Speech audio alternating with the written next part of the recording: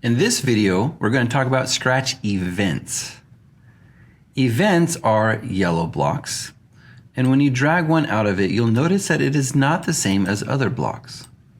It does have a round top, which means that nothing can be connected to the top of the block, and everything has to be connected below. This is because an event block is what triggers code in your program. No code is automatically triggered or will run without an event block to start it off. We want to think of it as when statements. When a certain event happens, then we will run whatever code is connected below this block. This is especially useful for automatically triggering certain actions or making everything happen in your game. All games will start when the green flag is clicked, so you will probably use this event block quite often. We can show how this works by adding a motion block to the bottom of this. When I click that green flag, my cat should move 10 steps, and it does. This only happens at the time that I run the green flag. It does not happen continuously. We could also utilize some other ones. We can say we can go to a certain location instead, and that will work the same way. This helps set up our particular sprite for gameplay. If we want our sprite to start in the middle, we would say always start in the middle of our screen at x0, y0 and become visible. Other event blocks provide user input.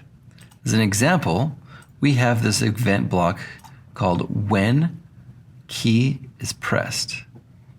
In this case, there's a drop-down menu that says space is the default.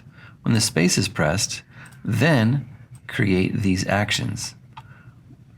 We can say when the green flag is pressed, we will press, our sprite will go to x0, y0, and then when we press the space key, he will move 10 steps. We can use this to create more user input by changing this to different arrows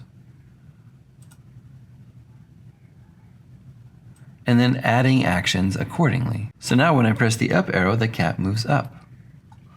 I can right-click on events and duplicate them to make my coding faster. Select down arrow, change y to a -10, and now I have a cat that will move up and down. You'll notice that as I press the keys, the event shows a highlight of yellow. This is to let you know that that code block is being accessed. We can go ahead and duplicate these, and let's do a right arrow. And instead of change y, we will change x, and a left arrow. Now when we press the green flag and then use our cursor, we are moving our cat all the way around.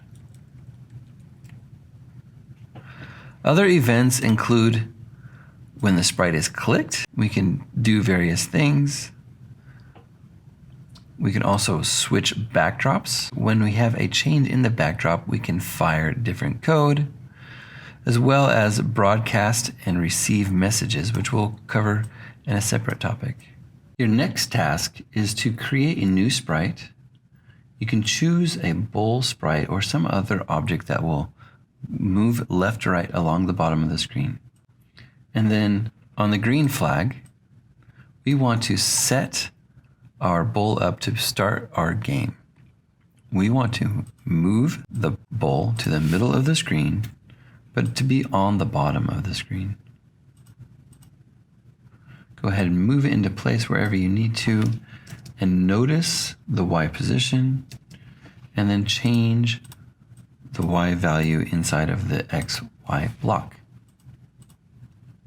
Perfect.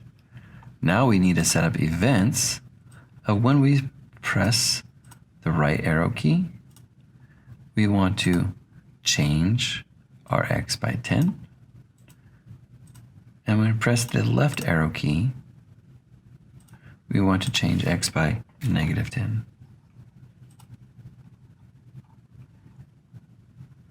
Test this out, make sure it works. Now let's work on the apple.